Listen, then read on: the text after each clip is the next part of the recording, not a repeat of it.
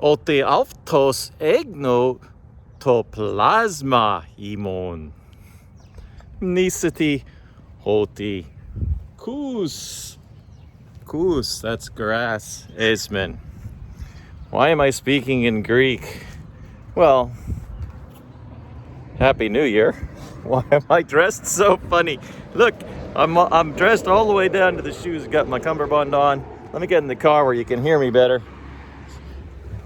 Just thought I'd wish you a Happy New Year with a Happy New Year's message and some thoughts about resolutions. It's a time when we think, hey, maybe I could do a little bit better next year than I did this year, right? And we can reflect on how we messed up and look forward and say, how am I going to plan this? What should I do? Should I lose a little weight? It's Sunday. I'm going to give a sermon here, okay?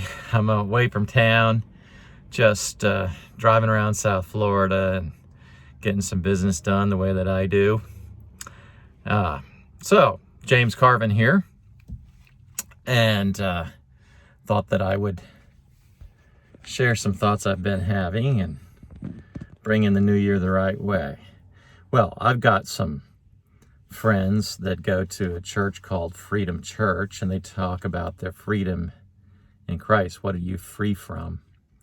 And I think that, the freedom from the garbage that we carry with us, we call that our goof ups and our wrongdoings, the things we hurt each other.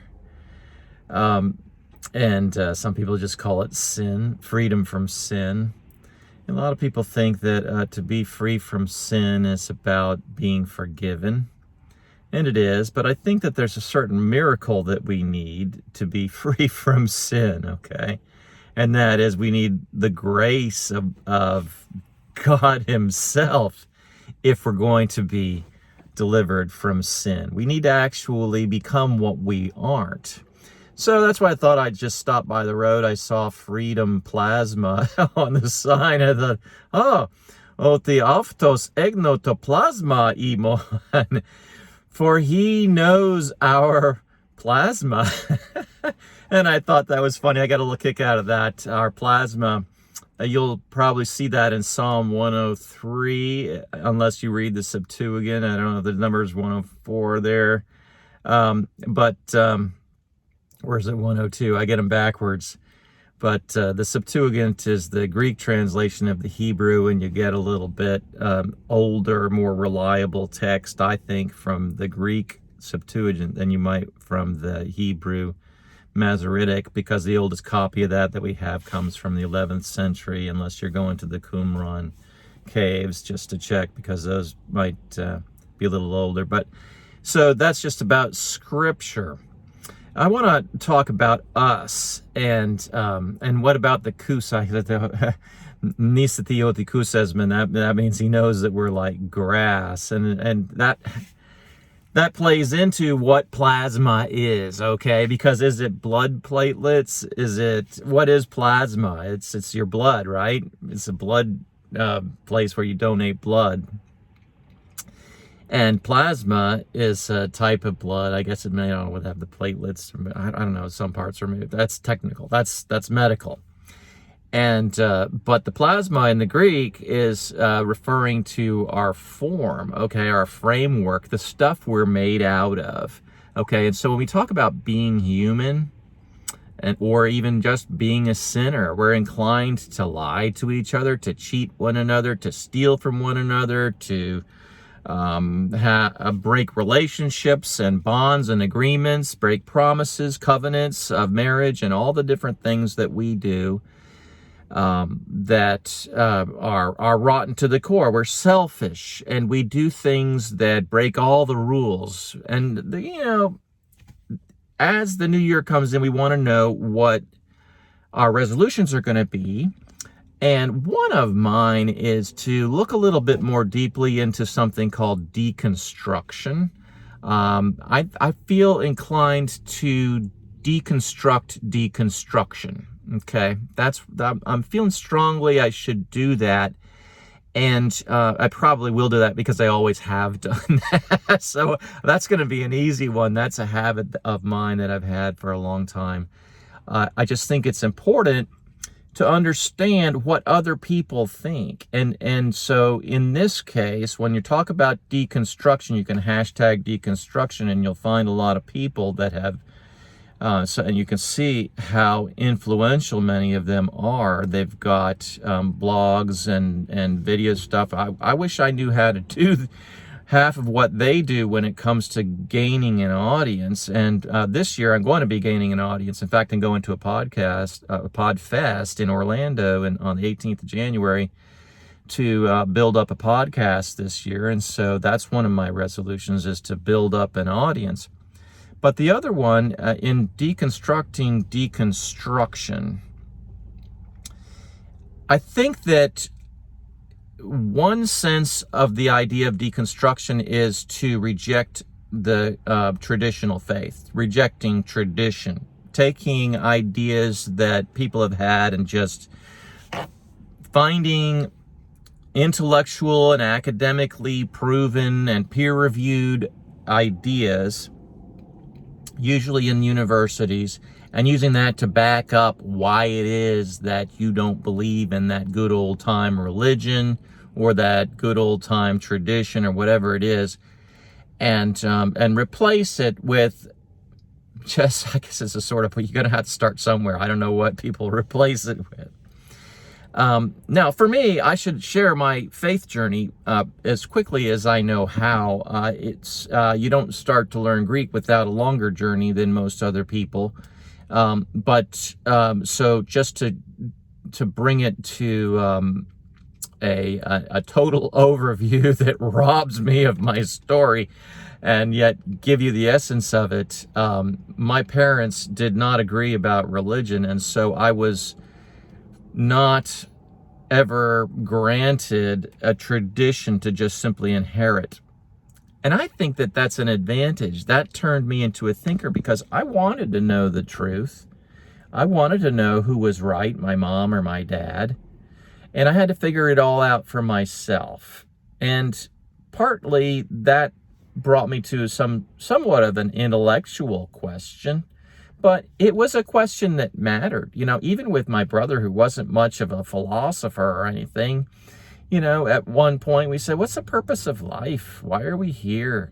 You know, and is there a God? He just asked me that. I was maybe 13 years old thinking, is there a God? And I thought, yeah, you know what? I think that there is, because I don't know how else I got here. And it was a very, very simple thought, you know. And I went with that. Now, I had gone to Sunday school. My mom had cheated on my dad, bringing me to the Presbyterian church Sunday schools because he was being neglectful. So she brought me. And I had a near-death experience when I was about 17, I'm going to say. And yeah, I didn't die. I didn't flatline so far as I know. I don't think I did. But I sure did have a sense that I was dead, and that caused me to reflect on death. The good news was I had the experience that life continues after death. I thought that was a pretty cool thing. And I felt, you know, hey, if I was ever to return, then I would be letting people know that. Too bad I can't do that. And then I thought about my mom crying, and I thought, ooh, they got to mourn me. They got to mourn my loss. That's not good. I better come back. So I did. I lived, obviously, so that's a good thing, and I think. But that turned me into a somewhat serious thinker about faith issues and about the afterlife, and kept me wondering. You know, you don't have a conversation with God himself like I did at that time without having a pretty profound sense of, what's the meaning of life, and what do you want me to do? Is there something you want me to do? Do I have a job here? Why am I coming back? So that's really pretty critical part of my testimony. The other part I will jump over to, and that is that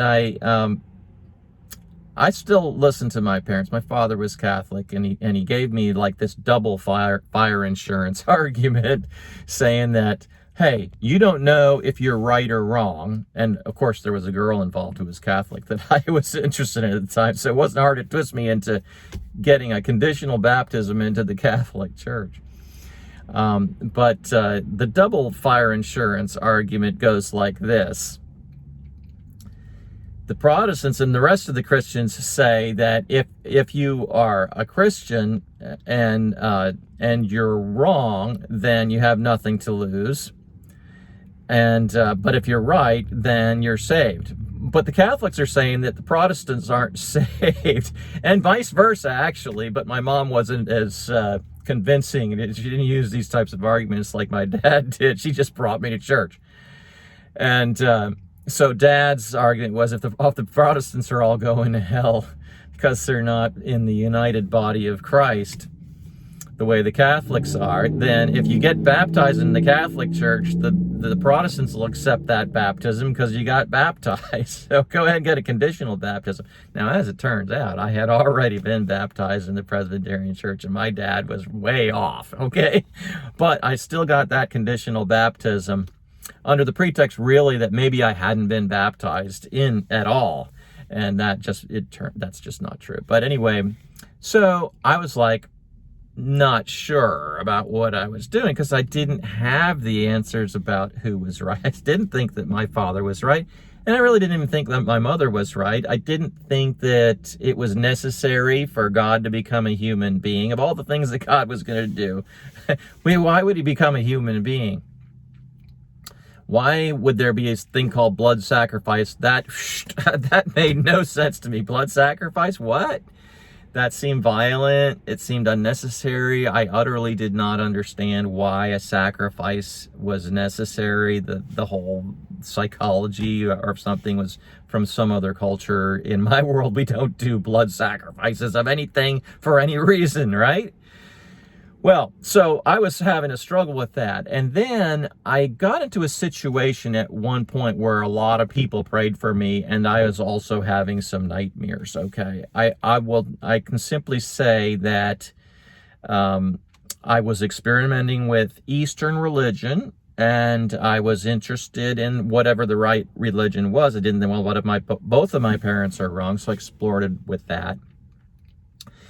And I'm going to try to cut through everything here and say I never became a Hindu or a Buddhist, but I certainly read a lot, and I was interested in what they had. And they had some shortcomings in their religions, but that doesn't mean that I didn't practice some meditation and do a bit of levitating in my imagination, right? Okay, so you don't believe that I meditate. That's all right. Doesn't make any difference. Whether I did or whether I didn't, it was the path that I happened to be taking at the time when the Christians in my life all of a sudden went on full prayer mode.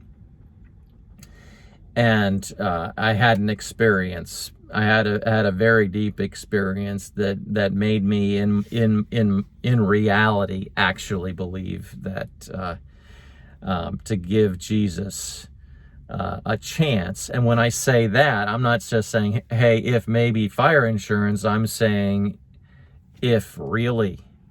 And let's just operate as if this happened. And that was good for me. It worked. It gave me a perspective that other Christians tend to have, which was cool. I could call myself a Christian. And so, in fact, that really changed things between me and my father, who was very influential in my life. Didn't agree with everything he said, obviously, and continued to hold him at a distance in a sense, but not as a Christian anymore. We actually started to pray with each other and stuff. So, in addition to that, he wanted me to become a priest. Okay. He was like, you got a gift, man. You should be in the ministry. That means you got to be a priest, because he only had one idea of what ministry could be, right? Well, so I did go to seminary, went to Catholic seminary, and it happened to be the regional seminary in South Florida based in Boynton Beach. All of the Caribbean seminarians go there to learn how to become priests. And this was in the 1980s when something called liberation theology was very strong. A lot of these people, they weren't really Christians. They were just communists that were trying to use the church for their own purposes in order to create revolutions, okay? And so I talked to a number of those people. And as much as I'm interested in a better world, which ultimately I think maybe naively these people thought that those political movements might accomplish,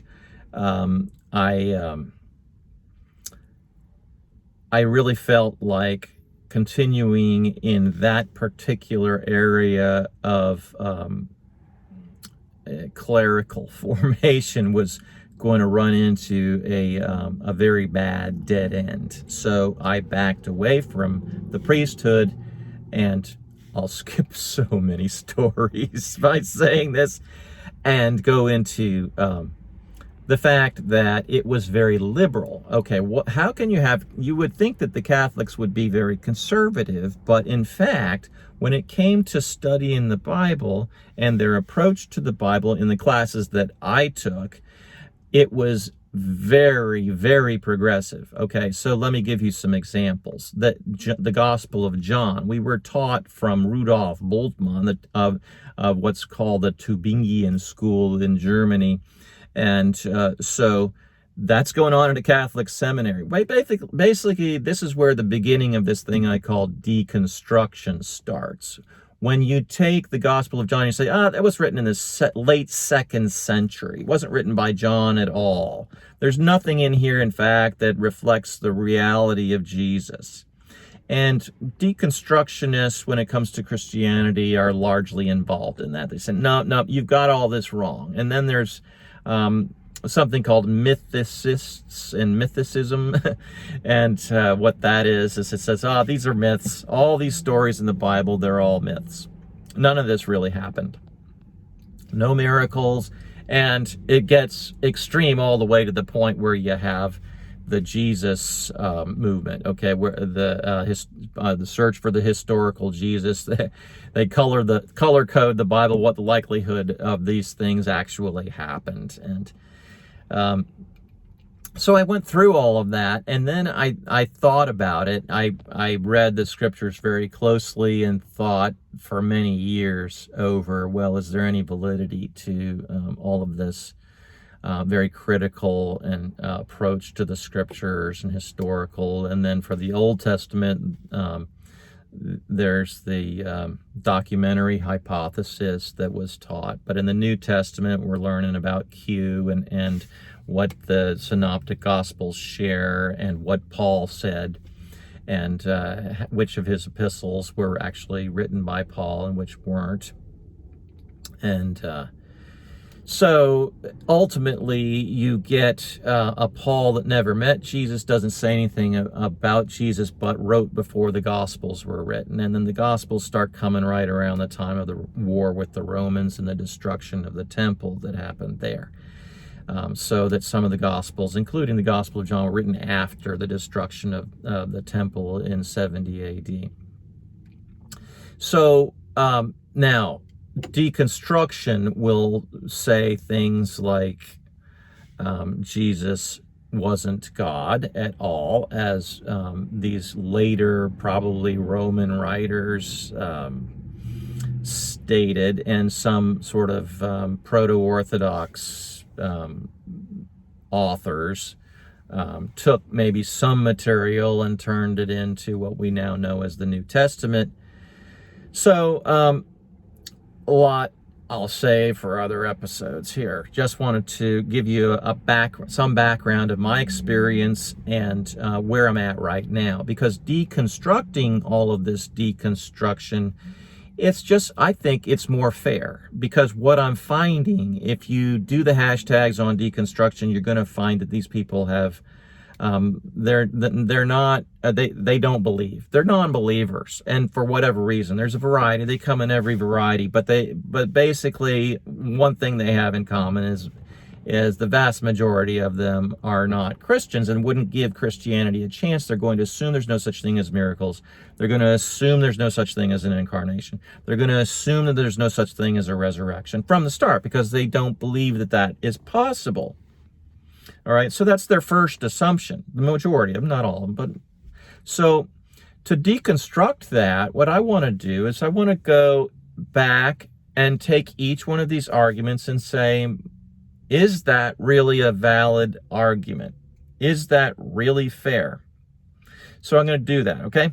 Now, let's get back to the plasmaimon thing and the Kus Esmond, because if our days are all like grass and the wind comes along and blows it all away and we're not remembered anymore, then that's what Jesus is talking about in the context of that psalm, right? So our plasma, our blood, we have blood and we really need it in order to survive, but we're like grass that the wind blows away and it's not remembered in its place anymore. And it's a time that is short. And New Year's reminds us, hey, we got one less year to go. Better make this a good one. And that's what I want to do. But let's look at the blood again. We had the blood sacrifices we're talking about. And I want to give my life to the Lord. And if the blood is a symbol of life, and I want to give it to the Lord because, hey, listen, if you rely on me, I'm not going to get very much done, and my life won't be worth very much. In the end, there's two possibilities. Either I only get one short life that seems apparent, or I get one very long life that never ends. And now, there's more possibilities in that realm than I've discussed here. I will tell you this, that my strongest argument against deconstruction is the fact that, why am I here at all?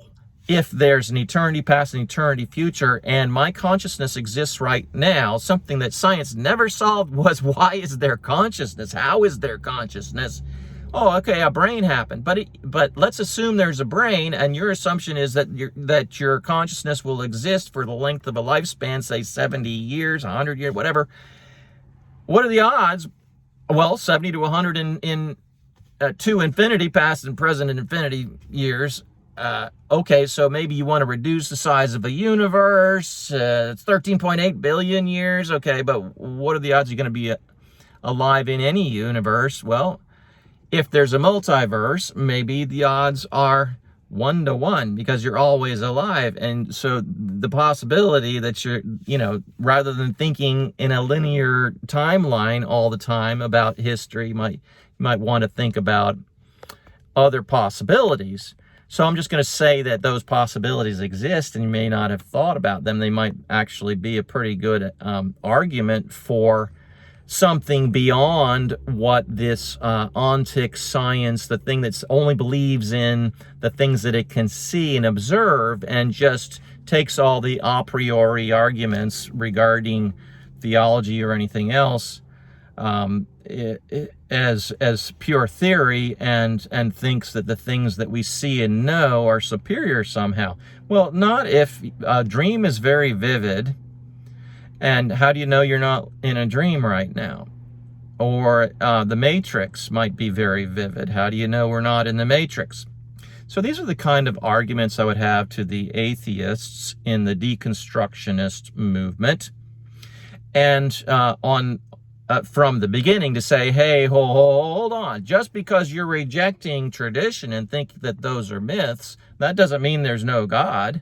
That doesn't mean that you haven't been somehow created in some sort of way that you can't understand.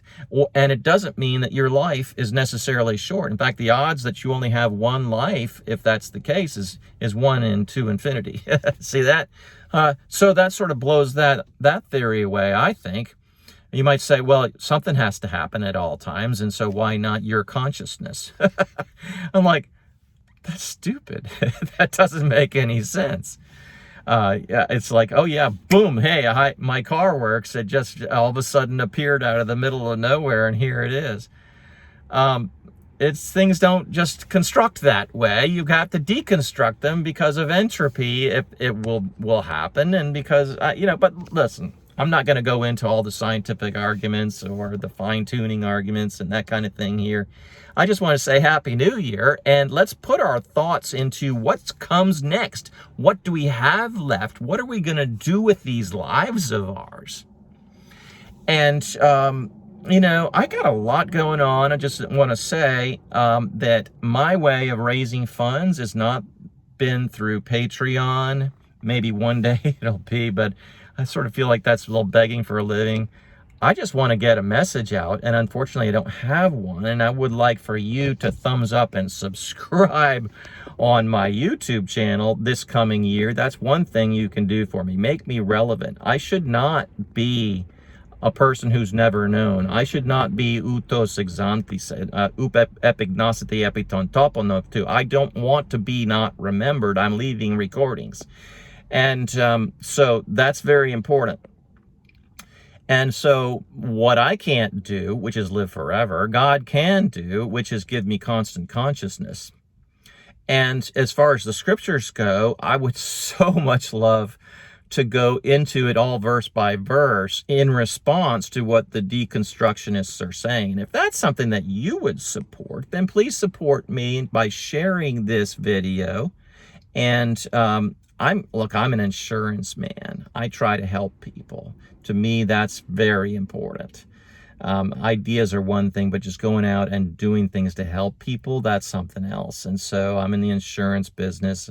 I'm doing Medicare and Medicaid, and I'm trying to get people on Medicaid who are struggling with it, but who can't quite think straight because they maybe had strokes or really bad luck. And, when you're in the hospital, that's when you need it. And some people just don't get into the system plugged in right. Well, that's important. So, and then people over 65, I want to be able to help them with their Medicare as well. And also those below 65, I don't like to see people lose all of their money to health problems. My own wife had she had a stroke 20 years ago, been married 33 years, been a caregiver.